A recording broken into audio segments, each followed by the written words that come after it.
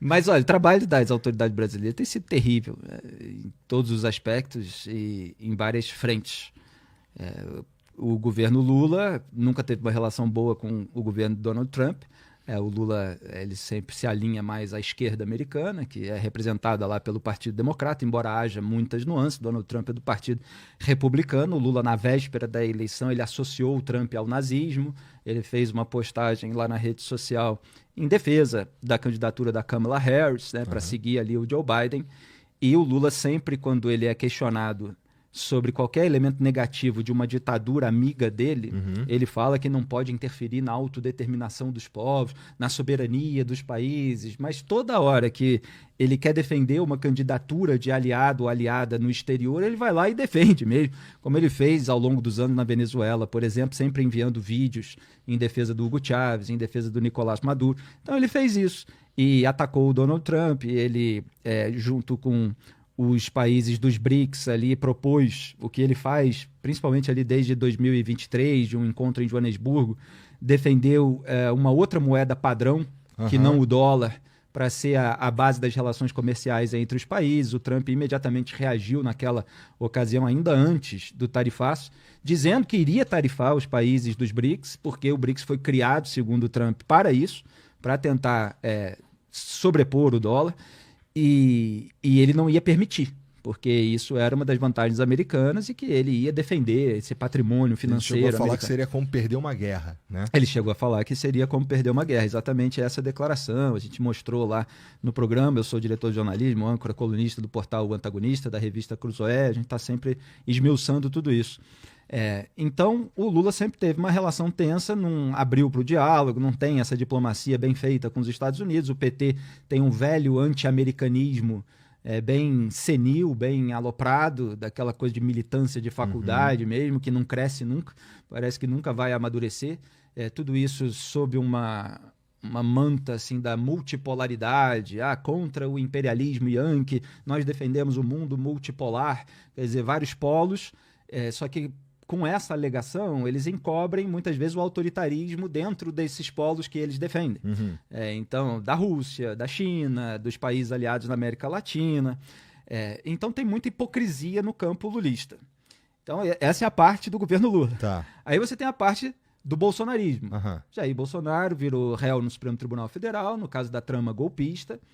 E o filho dele tirou licença como deputado federal, Eduardo Bolsonaro, foi para os Estados Unidos para ficar lá falando no ouvido dos parlamentares americanos, dos membros do governo de Donald Trump, dos parlamentares principalmente, claro, exclusivamente, na verdade, do Partido Republicano, do Partido do Trump, para fazer alguma coisa contra os ministros do STF, principalmente contra o Alexandre de Moraes.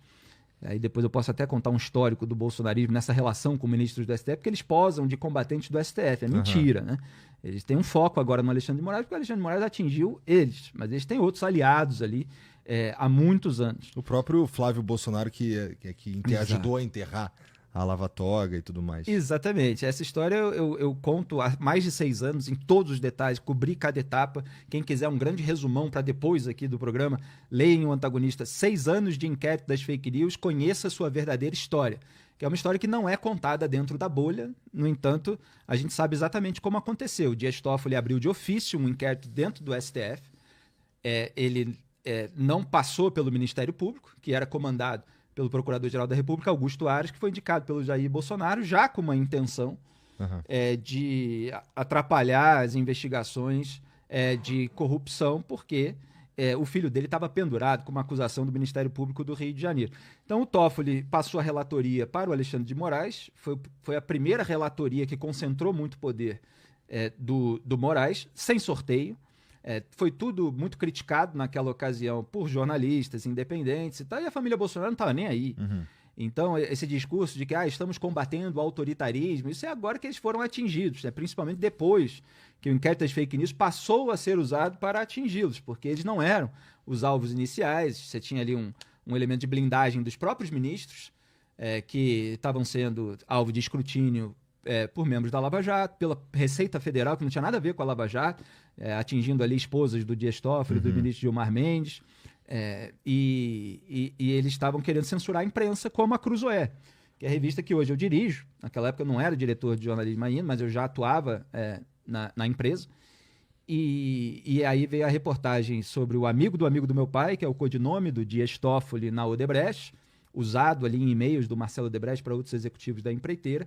A Cruzoé, os repórteres na época descobriram isso, aquele material que foi juntado a um dos processos da Lava Jato, publicou, era tudo verdade, e o Toffoli mandou a mensagem para o Moraes censurou, mandou retirar a matéria do ar, ela foi censurada por dizer a verdade, mas era uma verdade inconveniente para o ministro. E aí houve uma reação de alguns jornalistas, mas o bolsonarismo naquele momento não estava muito interessado. Inclusive, é um parêntese mais longo, mas acho que é importante para embasar a nossa conversa. O André Mendonça, atual ministro do STF, indicado pelo Jair Bolsonaro, ele era advogado-geral da União. E ele legitimou o inquérito das fake news. Aí tem gente que fala assim, mas o AGU ele tem que defender o Supremo Tribunal Federal. Ora, se eu tiver que defender algo errado, se eu tiver que defender um inquérito que não tem objeto definido, que não tem prazo determinado, que foi feito contornando o processo devido e tal, ora, eu entrego o meu cargo e falo, eu não vou defender isso. É que as pessoas falam assim como se o valor maior fosse a boquinha, fosse o cargo, fosse a remuneração. Então não tem essa desculpa. O indicado Jair Bolsonaro defendeu a abertura do inquérito, o outro indicado foi Augusto Aras, do PGR, também legitimou, ele só pediu para participar também, só quero que o Ministério Público entre e tal, mas como ele blindava muito o bolsonarismo e os ministros do STF queriam algo mais controlado por eles tocaram assim mesmo. E aí a família Bolsonaro sabotou a CPI da Lava Toga, que foi justamente uma iniciativa no Senado Federal para investigar ministros do STF, inclusive pela abertura do inquérito das fake news. O Toffoli era o principal alvo, mas pegaria também o Gilmar Mendes, isso estava no requerimento, encabeçado pelo senador Alessandro Vieira, que já fez muito mais contra ministros do STF do que a família Bolsonaro, com atitudes bastante incisivas contra o Dias Toffoli, contra o Gilmar Mendes, agora, dentro de termos técnicos, sem essa gritaria de carro de som. E o Flávio Bolsonaro e o Jair usaram o telefone ali para fazer pressão contra senadores do partido deles na época, Major Olímpio, Selma Arruda e Soraya Tronic, para retirada da assinatura do requerimento de criação da CPI. Eles se negaram a retirar, todos deram entrevistas falando a respeito, o Major fez 2 entrevistas para mim, ele me concedeu 2 entrevistas que ele detalhou. O Flávio pegou o telefone, falou isso, aí xingou palavrões, ele usa até a palavra impropérios, ele explica que são palavrões e tal, o Major Olímpio da antiga. E aí o Jair pegou o telefone do Flávio, aí passou a xingar também, e era sensacional o Major Olímpio falando a respeito disso, porque ele lamentavelmente morreu, né? E faz muita falta no Senado Federal. Porque ele foi policial e ele... eu até perguntei uma vez para ele, por que você tem esse negócio assim tão forte contra qualquer tipo de bandidagem, né? Porque ele tinha um discurso, rachadinha é coisa de ladrão, seja de esquerda, seja de centro, seja de direita, é coisa de ladrão. Ele falou, olha, Felipe, eu fui policial e das coisas mais difíceis que eu tinha que fazer na minha vida era dar a notícia da morte de um policial para os seus familiares. Então, quando você faz isso, você fica com muito asco de qualquer tipo de bandido, né? Porque a consequência é muito ruim e tal. E aquilo ficou presente no comportamento político dele. Então ele deu todos os detalhes sobre essa pressão, usou a Selma Arruda também fez isso, a Soraya Tronic demorou um pouquinho mais, mas aí depois fez também pelas redes sociais, todos os relatos. Eles não conseguiram tirar essas assinaturas, mas conseguiram do Elmano Ferrer, que é um deputado do Centrão, um senador, perdão, do Centrão, a CPI era no Senado, e que era vice-líder do governo Bolsonaro. Bolsonaro liberou verba para o reduto eleitoral dele, emenda, aquele toma lá da cá, e acabou não tendo o mínimo de assinaturas, e o Flávio não assinou. Então, naquele momento, eles estavam preocupados com o quê? Com a blindagem do Flávio Bolsonaro, que era investigado por peculato, as mal chamadas rachadinhas no gabinete, que é o histórico de funcionalismo fantasma da família. E aí, eles não queriam melindrar o Dias Toffoli, eles queriam proteger o Dias Toffoli para que o Dias Toffoli protegesse a família, né? A começar pelo Flávio, mas daquela pena sai um galinheiro inteiro. E aí eles protegeram o Toffoli e o Toffoli paralisou as investigações sobre o Flávio no Supremo Tribunal Federal, aproveitou até um pedido do Flávio para paralisar as próprias investigações da Receita sobre a esposa dele e do Gilmar. Então... Nossa, o bolsonarismo... tinha um monte de sujeirinha aparecendo, né? Muita. Então o bolsonarismo, naquele momento, não deu muita bola. O Bolsonaro, inclusive, num café da manhã com um jornalista, tem uma matéria na Cruzoé a respeito disso, depois até tem um artigo meu contando esse histórico, que é o barco furado do presidente, ele falou, agora vamos tocar o barco. Tipo, teve uma censura aí, então, agora vamos tocar o barco. Tipo, passou, é isso, vamos em frente.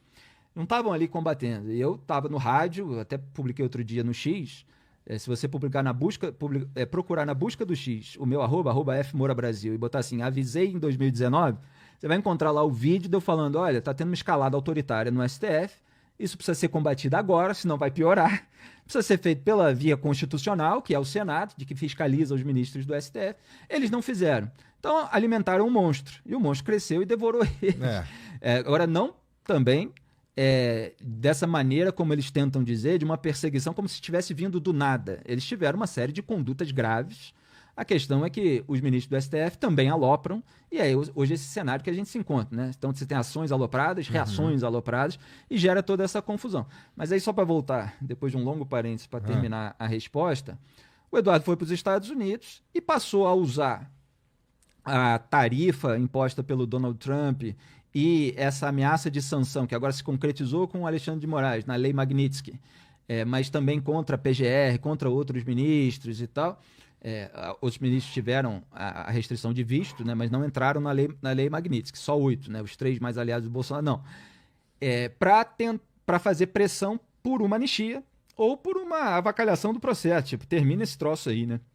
E o Eduardo está confessando essa pressão que hoje o Alexandre de Moraes chamou de coação no curso do processo, já tinha chamado numa decisão para impor a tornozeleira eletrônica contra o Jair Bolsonaro. Então, o bolsonarismo celebrou o tarifaço. E o tarifaço, obviamente, é contra a economia brasileira, é contra os trabalhadores das cadeias produtivas que deixam de faturar com as exportações para os Estados Unidos. E aí eles podem ficar desempregados. Então, houve uma celebração de que, olha, teremos o desemprego enquanto vocês não aliviarem meu pai, né? Só que eles tentam fazer isso ser um discurso muito lindo em defesa das liberdades, etc., que é para tentar colocar alguma coisa assim mais acima da economia, que eles defendiam lá na época da pandemia. Tem uma outra contradição, uma outra hipocrisia aí também. Mas aí tem infinitas contradições e hipocrisias. São muitas. Olha o tempo que eu demorei para fazer um resumo inicial, né?